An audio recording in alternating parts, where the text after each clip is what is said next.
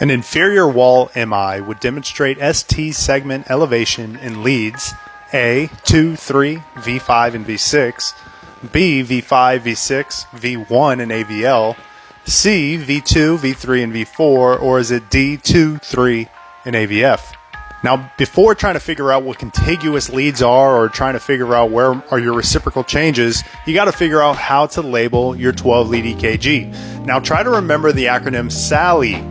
All right, if you look at V1 and V2, we have septal, V3 and V4 anterior, V5 and V6 is lateral, and 1 and AVL is also lateral, known as high lateral.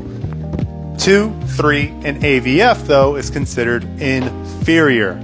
Now remember, if you have an inferior wall MI, 2, 3, and AVF, this is when we will perform a right-sided 12-lead EKG. Either you can take your entire 12-lead and move it over, or you can even do a V4R, which is just taking lead V4 and moving it over mid-clavicular.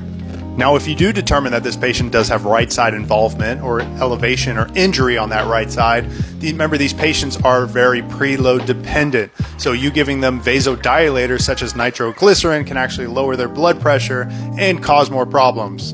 Treating these patients with aspirin and more IV fluid therapies is a better choice. The answer is D. Make sure you check the right side.